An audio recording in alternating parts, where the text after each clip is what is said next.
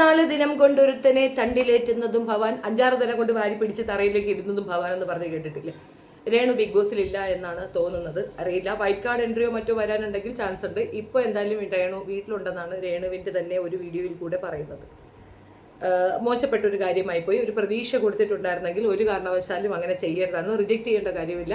എൻ്റെ ഒരു പേഴ്സണൽ അഭിപ്രായം പറയണമെങ്കിൽ ബിഗ് ബോസിന് പറ്റിയ ഒരു മെറ്റീരിയൽ തന്നെയാണ് രേണു എന്ന് ഞാൻ പറയും. കാരണം നല്ല രീതിയിൽ അത്യാവശ്യം നമുക്ക് നല്ല വളക്കൂറുള്ള ഒരു മണ്ണായിരുന്നു അത്. നമ്മളിങ്ങനെ തഴച്ച് വളർന്നതിന് രേണുവായിരുന്നു അതിനകത്ത് എങ്കിൽ ഒത്തിരി കാര്യങ്ങളൊക്കെ ഞങ്ങൾ പോയി എടുത്ത് സ്വരൂപിച്ചിങ്ങനെ വെച്ചിട്ടുണ്ടായിരുന്നു ഓരോ തവണ പറയാനൊക്കെ ഉണ്ടായിട്ട്. പക്ഷേ എല്ലാ പ്രതീക്ഷയും ആസ്ഥാനത്താക്കിക്കൊണ്ട് രേണുവിനെ അവിടുന്ന് റിജക്റ്റ് ചെയ്തു എന്നുള്ള ന്യൂസാണ് ഇപ്പോൾ വരുന്നത്.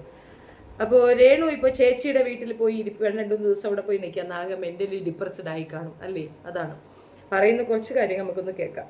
എന്റെ ഫാമിലിയും എന്റെ മക്കളും മാത്രമേ ഉള്ളൂ എനിക്ക്. പിന്നെ കൊല്ലത്തെ വീട്ടിലെ ആൾക്കാരും സപ്പോർട്ടാണ് സുചാന്റെ. നമ്മൾ ഒരാളെ അയ്യോ അയാൾ നല്ല ആളാണ്, അപ്പൊ അയാൾ വന്ന് തിരക്കുകയും ഒക്കെ ചെയ്യുമ്പോൾ നമ്മുടെ വീട്ടുകാർ അറിയാതെ പറഞ്ഞു പോകും, ഇന്ന പോലെ കേസ് നടക്കും, കേസിന് ഇതെല്ലാം അവരറിയുന്നുണ്ടായിരുന്നു. ഏതാ ഈ വ്ളോഗർമാർ അറിയുന്നുണ്ടായിരുന്നു. നമ്മുടെ കൂടെ ഉണ്ടാവുമെന്ന് വിചാരിച്ച് നമ്മുടെ വീട്ടിൽ വന്നിരുന്ന് നമ്മളോട് പറയോ ഇത് എന്ത് പറ്റി, വീടിന് എന്ത് പറ്റി, ഇതെന്താ. പക്ഷെ ഞങ്ങൾക്ക് അതേക്കുറിച്ചൊന്നും വലിയ ആധികാരികമായിട്ട് പറയാൻ അറിയത്തില്ലാത്ത ആൾക്കാരായിരുന്നു.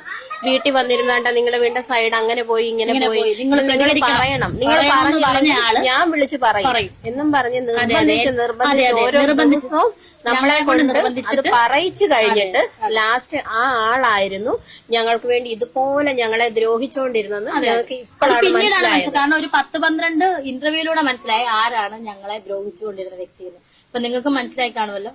അപ്പം ആ കുപ്പായത്തെ ബഹുമാനിച്ചുകൊണ്ട് ഞാൻ വേറൊന്നും പറയുന്നില്ല.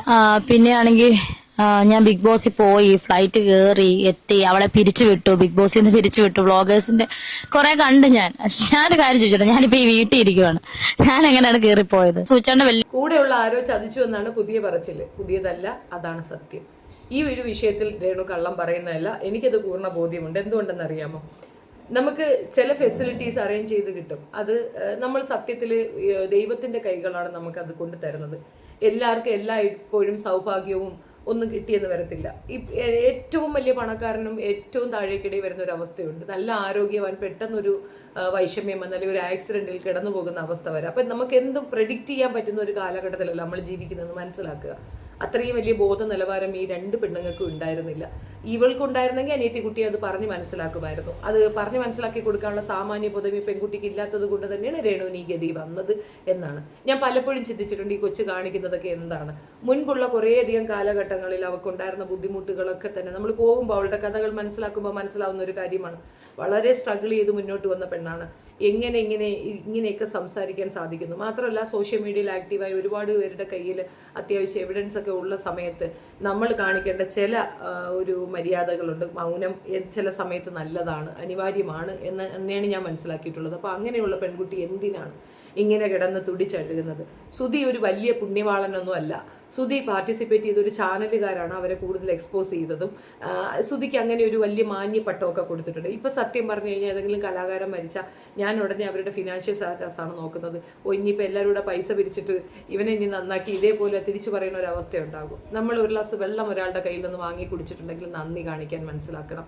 നമ്മൾ കൊടുത്ത പൈസയ്ക്കല്ല അവർ തരുന്നതെങ്കിൽ തീർച്ചയായിട്ടും അതിൻ്റെ സ്മരണ നമ്മളുണ്ടാകണം. അത് മാത്രവുമല്ല, നമ്മളിപ്പോൾ ഒരു ഹോട്ടലിൽ പോകുന്നു, നല്ല ഫുഡ് കഴിക്കണമെന്ന് തന്നെ വെക്കുക. നമ്മൾ പണം കൊടുത്തിട്ടാണെങ്കിൽ പോലും അവരത് വൃത്തിയായി മാന്യമായി നമുക്കത് സെർവ് ചെയ്യുന്നുണ്ടെങ്കിൽ ആ ഒരു നന്ദി അവരോട് നമ്മൾ കാണിക്കണം. നമ്മൾ കൊടുത്ത പൈസയ്ക്ക് അവർക്ക് മോശം ഫുഡ് നമുക്ക് തരാമല്ലോ. അങ്ങനെയാണ് ചിന്തിക്കേണ്ടത്. പകരം തന്നവരെ എല്ലാം തന്നെ കളിയാക്കുന്ന രീതിയിൽ അവരെയൊക്കെ വളരെ മോശപ്പെടുത്തുന്ന രീതിയിലുള്ള സംസാരങ്ങളായിരുന്നു രേണു ഇതുവരെ കൊണ്ടുവന്നത്. ആരോ പറഞ്ഞു പഠിപ്പിച്ചതുപോലെ പലതും പറയുന്നുണ്ടായിരുന്നു.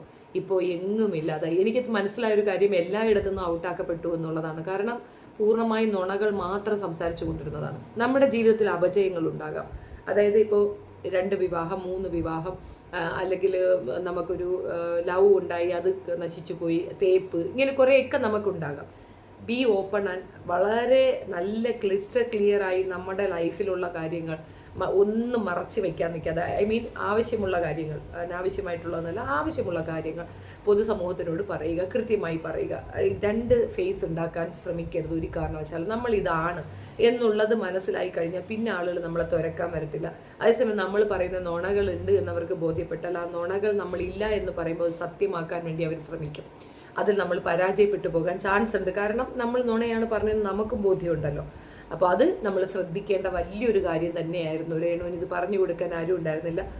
അതുകൊണ്ട് തന്നെയാണ് രേണുവിന് ഇങ്ങനെ ഒരു അവസ്ഥ വന്നതെന്നാണ് ഞാൻ മനസ്സിലാക്കുന്നത്. കുറച്ചുകൂടെ ഉണ്ട്, കേൾക്കാം. കുറെ കണ്ട് ഞാനൊരു കാര്യം ചോദിച്ചോട്ടെ, ഞാനിപ്പോ ഈ വീട്ടിൽ ഇരിക്കുവാണ്. ഞാൻ എങ്ങനെയാണ് കയറിപ്പോയത്? സുചേട്ടന്റെ വലിയ ആഗ്രഹമായിരുന്നു ബിഗ് ബോസ്.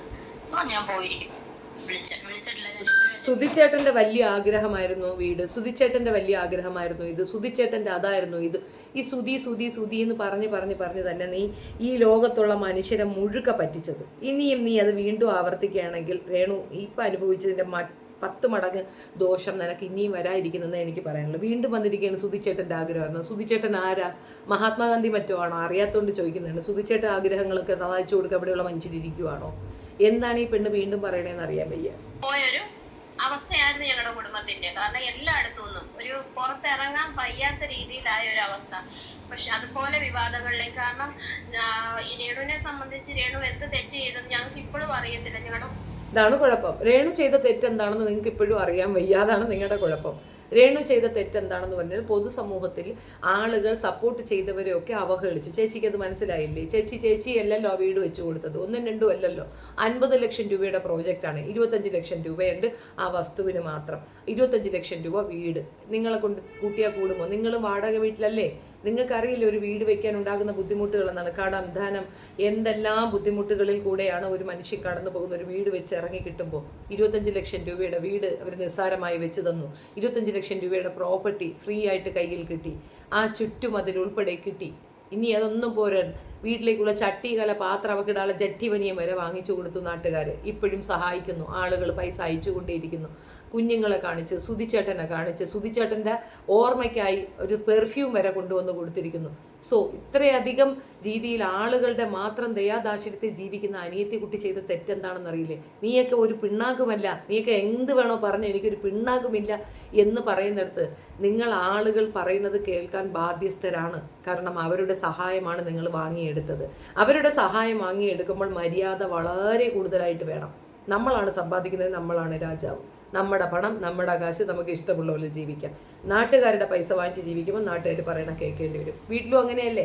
അച്ഛനോ സഹോദരനോ ഭർത്താവോ അല്ലെ അമ്മയോ ഒക്കെ കൊണ്ടുവരുമ്പോൾ അവരുടെ കയ്യിൽ നിന്ന് നമ്മൾ വാങ്ങിക്കണമെങ്കിൽ അവർ പറയണ നമ്മൾ കേൾക്കേണ്ടി വരത്തില്ലേ? ആ അവസ്ഥയിലാണ് അനിയത്തി കുട്ടിയും ചേച്ചി കുട്ടിയും ഉള്ളതെന്നുള്ള കാര്യം അറിയത്തില്ലല്ലേ? ചെയ്ത തെറ്റി നീ മനസ്സിലാക്കിയില്ലെങ്കിൽ കഷ്ടമെന്നല്ലാതെ ഒന്നും പറയാനില്ല.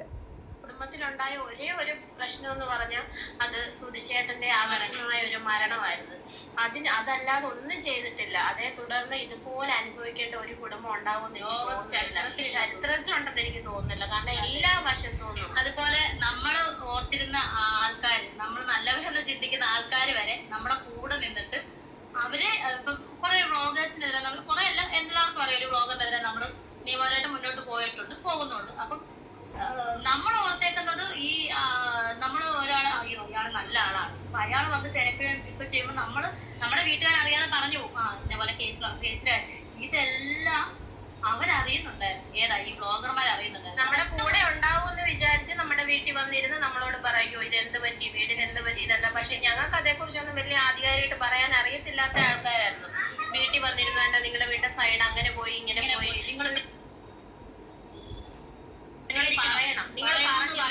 ഞാൻ വിളിച്ച് പറയും എന്നും പറഞ്ഞ് നിർബന്ധിച്ച് ഓരോ ദിവസവും നമ്മളെ കൊണ്ട് അത് പറയിച്ചു കഴിഞ്ഞിട്ട് ലാസ്റ്റ് ആ ആളായിരുന്നു ഞങ്ങൾക്ക് വേണ്ടി ഇതുപോലെ ഞങ്ങളെ ദ്രോഹിച്ചുകൊണ്ടിരുന്നത്. ഞങ്ങൾക്ക് ഇപ്പോഴാണ് മനസ്സിലായത്. കാരണം ഒരു 10-12 ഇന്റർവ്യൂയിലൂടെ മനസ്സിലായി ആരാണ് ഞങ്ങളെ ദ്രോഹിച്ചുകൊണ്ടിരുന്ന വ്യക്തി. അപ്പൊ നിങ്ങൾക്ക് മനസ്സിലായി കാണുമല്ലോ.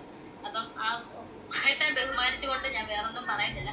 എന്തായാലും നിങ്ങൾ സപ്പോർട്ട് ഉള്ളവര് ഇപ്പോഴും സപ്പോർട്ട് ചെയ്യുക, മുന്നോട്ട് സപ്പോർട്ട് ചെയ്യുക, എന്റെ ചാനലിനെ സപ്പോർട്ട് ചെയ്യുക, മക്കളുടെ ചാനലിനെ സപ്പോർട്ട് ചെയ്യുക. 2 മക്കൾക്കും ചാനലുണ്ട്, 2 മക്കളുടെയും ചാനലിനെ സപ്പോർട്ട് ചെയ്യുക.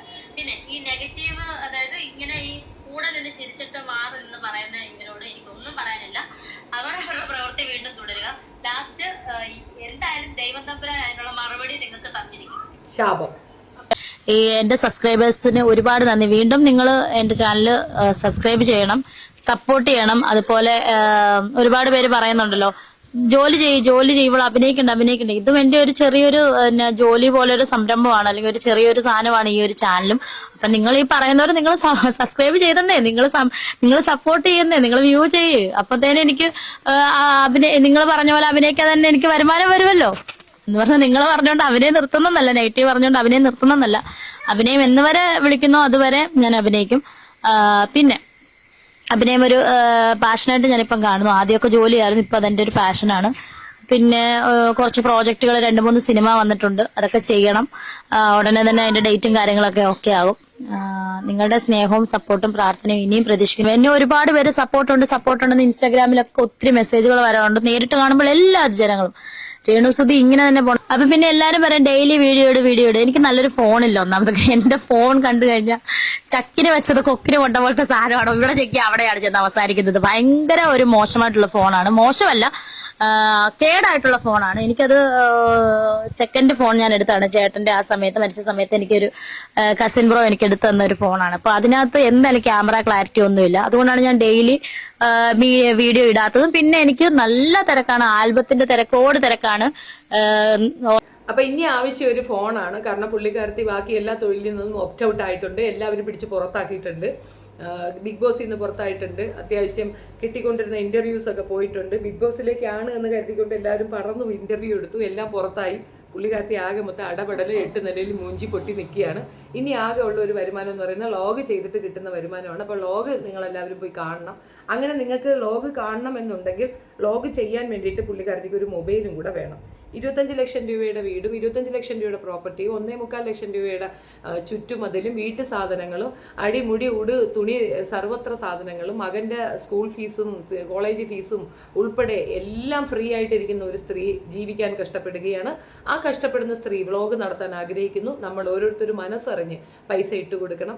എല്ലാവരും കാശ് കൊടുത്തിട്ട് ഒരു മൊബൈൽ വാങ്ങിച്ചു കൊടുക്കണം. കാരണം ഇന്ത്യ കാണുന്ന ഏറ്റവും വലിയ രാഷ്ട്രീയ സാഹചര്യവും സാമൂഹികമായിട്ടുള്ള ഇഷ്യൂസിനെയൊക്കെ പ്രതിപാദിച്ചുകൊണ്ട് ഈ നാട്ടിന് വേണ്ടിയിട്ട് വ്ളോഗ് ചെയ്യാൻ നിൽക്കുന്ന രേണുസുതിക്ക് നമ്മളൊരു മൊബൈൽ വാങ്ങി കൊടുക്കണമെന്നാണ് എൻ്റെയും ഒരു അഭ്യർത്ഥന. എല്ലാവരും ഒരു മൊബൈൽ വാങ്ങി കൊടുക്കണം.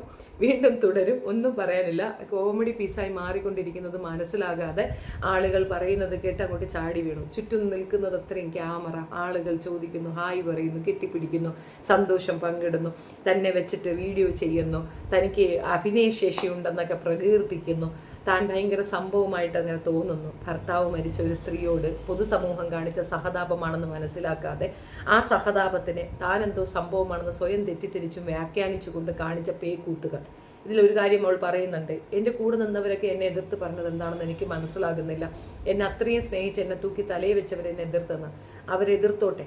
അപ്പോൾ അവരെ പറ്റി അത്രയും മോശമായ ഇയാളെന്താ എൻ്റെ തന്തയാണോ എന്ന് ചോദിക്കുന്നു. ആ മനുഷ്യൻ്റെ ഒരു ഹെൽപ്പ് കൊണ്ട് മാത്രമല്ലേ നിനക്ക് ഈ പ്രോപ്പർട്ടിയിലുണ്ടായിരുന്ന പേപ്പർ വർക്കൊക്കെ ഈസി ആയിട്ട് നടന്നു. ഞങ്ങളൊക്കെ വർഷക്കണക്കിന് നടക്കണം ഒരു പേപ്പർ വർക്ക് ക്ലിയർ ചെയ്യണമെങ്കിൽ.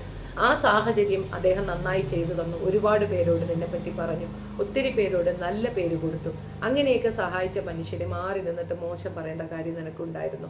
എന്തിന് പറയണം? അദ്ദേഹം പറഞ്ഞെങ്കിൽ മൗനമായിരുന്നാൽ അദ്ദേഹത്തിന് ജനം വിലയിരുത്തിയാണ്. നീ പറയാൻ പോയിട്ടല്ലേ തിരിച്ചു കേൾക്കേണ്ടി വന്നത്. അതുപോലെ തന്നെ വീണയുടെ കാര്യം, അവൾ വെറും മോശമാണ്, കുഴപ്പമാണെന്ന് പറയേണ്ടി വന്നതുകൊണ്ട് പറഞ്ഞതുകൊണ്ടല്ലേ അവൾക്ക് തിരിച്ചു വന്ന് നീയാണ് ഞങ്ങളുടെ ജീവിതത്തിൽ ഇങ്ങനെ ആയത് എന്ന് പറയേണ്ടി വന്നത്. കൂടെ ചെറുക്കനെ കൊണ്ടത് പറയിച്ചത് കൊണ്ടല്ലേ ചെറുക്കനെതിരെ ആ കുട്ടി ഇറങ്ങിയത്. നീ പറഞ്ഞ കുഞ്ഞിനെതിരെ നീ പറഞ്ഞ സ്റ്റേറ്റ്മെന്റ് കേട്ട് ആൾക്കാർ ഇരുന്നിട്ടുണ്ടെന്നുള്ള കാര്യം നിനക്ക് മറന്നുപോയോ? അവൻ നിന്നെ മോശമായി നോക്കിയെന്ന് നീയല്ലേ പറഞ്ഞത്? എല്ലാം നീ തന്നെയാണ്. നാക്കാണ് മനുഷ്യൻ്റെ ഏറ്റവും നല്ല സുഹൃത്തും നാക്കാണ്, ഏറ്റവും വലിയ ശത്രുവും നാക്കാണ്. എനിക്കങ്ങനെയാണ് മനസ്സിലായത്. നമ്മളുടെ വീഴ്ചകളിൽ നമ്മളെ കരകയറ്റാൻ 10 കൈകൾ വരുന്നുണ്ടെങ്കിൽ അത് വലിയ സൗഭാഗ്യമാണ്, സന്തോഷമാണ്. അത് അക്സെപ്റ്റ് ചെയ്യുക. അക്കൂടെ ആ ചെയ്തവരോട് നന്ദി പറയുക. പറഞ്ഞില്ലെങ്കിലും വേണ്ടിയില്ല, ഇകഴ്ത്താതിരിക്കാനുള്ള മാനസിക വലിപ്പം കാണിക്കണം. നന്ദി എന്ന് പറയുന്നത് ഒരു വലിയ വാക്കാണ്. അത് സത്യം പറഞ്ഞാൽ ഇപ്പം എനിക്കതൊരു കോമിക് വേർഡായിട്ട് തോന്നിയിട്ടുണ്ട്. പലയിടങ്ങളിലും നമുക്കും അങ്ങനെയാണ്. നന്ദി കെട്ട വിഭാഗമാണ് എന്നുള്ളത്. നമ്മൾ ആരെ സഹായിക്കാതിരിക്കുന്നതാണ് ഏറ്റവും ബെസ്റ്റ് ഓപ്ഷൻ എന്ന് എനിക്ക് തോന്നും. ഞാൻ അങ്ങനെ തന്നെ എല്ലാവരോടും സജസ്റ്റ് ചെയ്യും. നിങ്ങൾ ആർക്കും സഹായത്തിന് പോകാതിരിക്കുക. കാരണം നന്ദി കെട്ട ലോകമാണ്. ഇനി ഈ പെൺകുട്ടിയെ ഇനി ആക്രമിക്കാതിരിക്കുന്നതായിരിക്കും ബെസ്റ്റ് എന്ന് തോന്നുന്നു. കാരണം ലൈഫിൽ കിട്ടേണ്ട സർവത്ര കിട്ടലും കിട്ടിയിട്ട് കയറി കുത്തിയിരിപ്പുണ്ട് മാഡം എന്നാണ് എനിക്ക് മനസ്സിലായത്. വീഡിയോ ഇഷ്ടപ്പെടുകയാണെങ്കിൽ like, share and subscribe my channel.